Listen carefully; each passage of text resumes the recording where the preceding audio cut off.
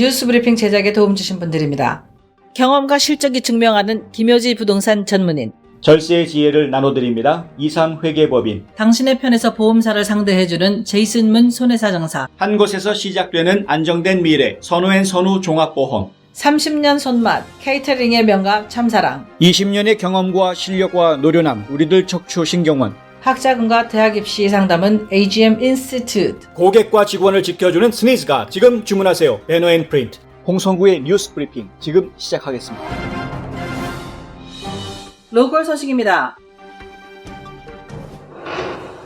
도널드 트럼프 대통령과 영부인 멜라니아 여사는 어제 한국전쟁 발발 70주년을 맞아 워싱턴 DC에 있는 한국전 기념비를 방문해 헌화했습니다. 트럼프 대통령이 한국전 기념비를 방문하기는 취임 이래 이번이 처음입니다. 트럼프 대통령 내외는 미리 준비된 화환 앞에서 묵념하고 한국전 참전용사들의 넋을 추모한 뒤 현장에 참석한 생존 참전용사들을 만나 일일이 거수경례하고 환담을 나눴습니다. 이 자리에는 이수혁 주미대사 내외와 로버트 윌키 보훈부 장관이 함께 했는데요. 이수혁 대사는 트럼프 대통령이 한반도 정세에 관심을 표하고 우려도 했다고 말했습니다. 이 대사는 트럼프 대통령이 한반도 정세가 어떤 상황인지 묻고 문재인 대통령 근황에 대해 문안 인사를 했다면서 한반도 문제에 대해 평화가 유지되도록 노력할 것을 다짐했다고 덧붙였습니다. 한편 트럼프 대통령은 한국에서 열린 6.25 70주년 기념식에도 영상으로 인사말을 보내 참전용사들에게 감사를 표했습니다.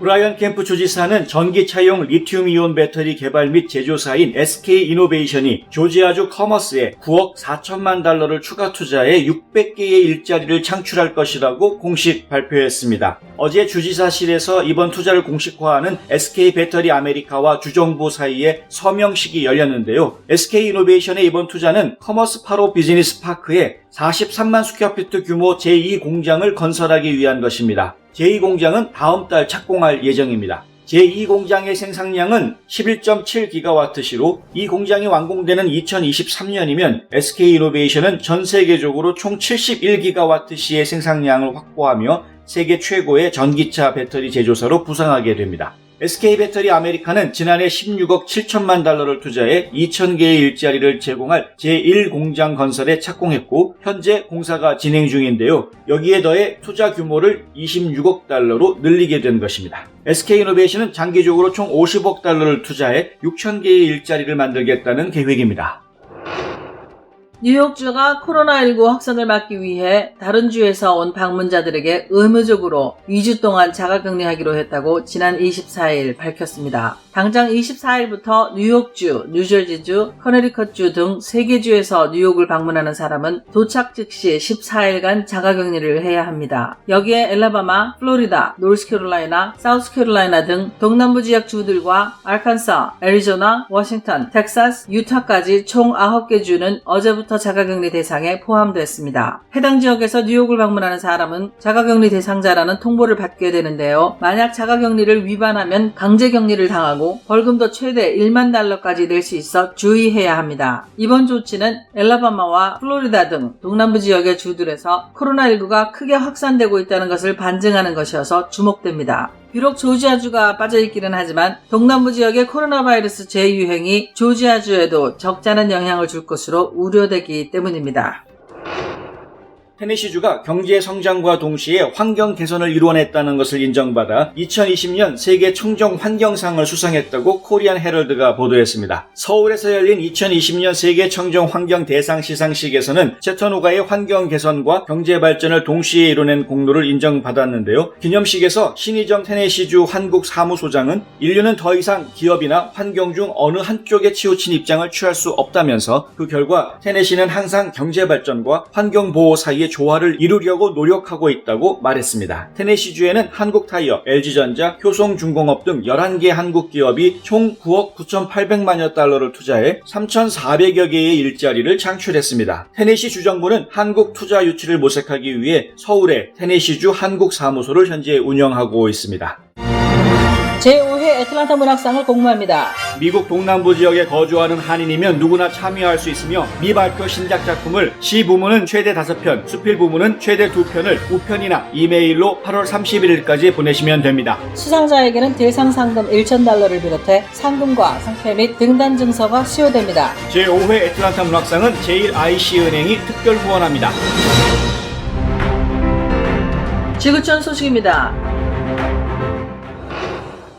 일본 외무성 산하 일본국제문제연구소가 1905년 이전부터 일본인이 독도에서 조업했다는 증언이 담긴 동영상을 유튜브에 공개했습니다. 연구소가 공개한 동영상에는 87세의 사사키 준 씨가 등장해 자신의 할아버지 이시바시 마스타로가 독도에서 강치 사냥을 했고 전복을 채취했다고 증언합니다. 일본인 어부들이 독도에서 조업했던 만큼 독도가 일본 땅이라는 주장을 되풀이하는 것이 목적인데요. 연구소는 앞으로 5명 정도의 독도 관계자 증언을 촬영해 순차적으로 유튜브를 통해 동영상을 공개할 예정이라며 향후 영어나 한국어 등의 외국어 자막이 들어간 동영상도 만들 예정이라고 밝혔습니다. 하지만 이들이 했다는 강치 사냥의 결과 독도의 강치는 멸종했는데요. 따라서 일본인의 독도 강치 잡이는 영유권 주장의 근거가 아니라 식민지 수탈 증거의 하나이고 인간의 탐욕으로 독도 생태계가 파괴된 사례라는 주장이 진작부터 제기된 바 있습니다.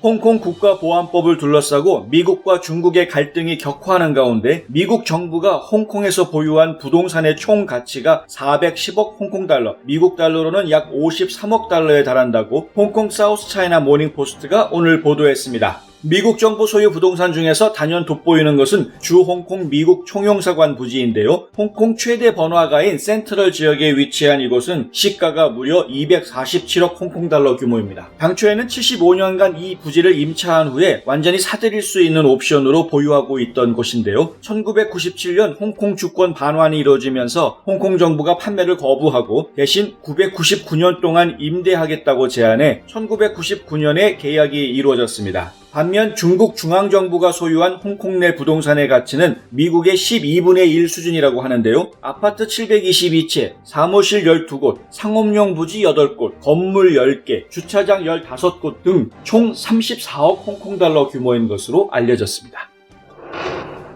한 가정집 문 앞에 홀딱 벗은 두 남녀가 노크를 합니다. 이들은 당신 아들이 온라인에서 우리를 찾길래 여기 왔어요 라고 아무렇지도 않게 말하는데요. 놀란 엄마가 아들을 부릅니다. 이 내용은 최근 뉴질랜드 내무부가 제작한 Keep It Real Online, 그러니까 온라인에서 진실해주세요 라는 공익광고 시리즈 중 하나입니다. 이 시리즈 공익광고는 온라인에서 이슈가 되는 것들과 그 위험을 부모들에게 알리기 위해 제작된 것입니다. 야동 배우들의 출연으로 일약 세계적인 화제가 된 이 광고의 주 메시지는 청소년의 상당수가 인터넷을 통해 성에 대해 배운다는 것입니다. 게다가 뉴질랜드에서 많이 시청한 성인물 중 약 3분의 1은 서로 동의하지 않고 성행위를 한다는 문제도 지적하고 있습니다. 그러면서 이 광고는 부모에게 이 같은 현실을 마주해도 당황하지 말고 아이와 대화하라고 권고하는 내용을 담고 있습니다.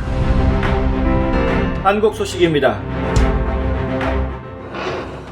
서울 관악구의 왕성교회에서 코로나19 확진자가 13명이나 나왔습니다. 방역당국은 성가대 활동 또는 1박 2일의 MT에서 감염 전파가 일어났을 가능성에 무게를 두고 있습니다. 확진자 중 11명이 MT를 다녀왔거나 성가대원으로 활동했기 때문입니다. 방역당국이 발표할 당시 12명이었던 확진자 수는 이후 1명이 더 추가됐는데요. 당국은 이후에도 확진자가 더 늘어날 것으로 보고 있습니다. 왕성교회 외에 수도권과 대전, 충남 등에서 번지는 집단 감염 관련 확진자가 꾸준히 늘고 있습니다. 문제는 이들 중 약 10% 정도는 감염 경로를 알 수 없는 깜깜이 환자라는 것입니다. 방대본은 이달 12일부터 26일까지 신고된 확진자 600명 가운데 감염 경로를 조사 중인 사례는 62명으로 전체의 10.3%에 달한다고 밝혔습니다. 정은경 방대본 본부장은 주말을 앞두고 종교행사, 각종 동호회, 체육 모임, 식당이나 카페, 방문 판매장, 사업 설명회, 사우나 등 실내에서 마스크 착용이 어려운 밀폐된 공간에서의 사람 간 접촉을 최소화해달라고 당부했습니다.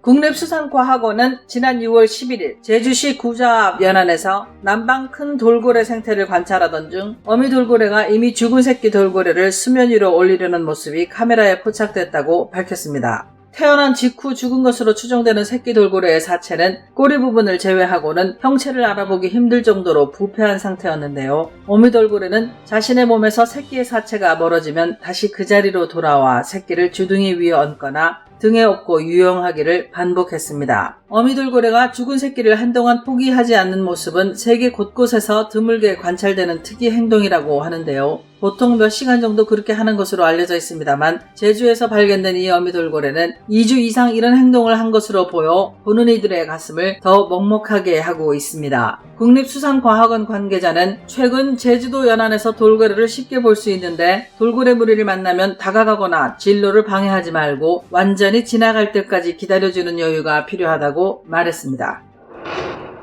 북한에서 발굴된 6.25 전쟁 국군 전사자 유해 총 239구의 국내 송환 절차가 마무리됐다고 연합뉴스가 보도했습니다. 청와대는 26일 유해 봉환 과정을 소개하며 여기에는 지난 25년간 북미 대화와 한미 공동 감식 노력이 담겨 있다고 강조했습니다. 청와대에 따르면 현재 정부는 70개 지역에서 전사자 유해 발굴을 추진하고 있고 그동안 1만 500여 구의 국군 유해를 발굴했습니다. 하지만 신원이 확인된 유해가 149분 뿐이라고 하는데요. 청와대 관계자는 유가족의 DNA 확보에 어려움이 있기 때문이라면서 유가족들이 유해 감식 발굴단에 적극적으로 연락해 DNA 시료 채취가 활발히 이루어지길 바란다고 당부하고 정부는 마지막 한 분의 유해를 찾을 때까지 모든 노력을 다하겠다고 말했습니다.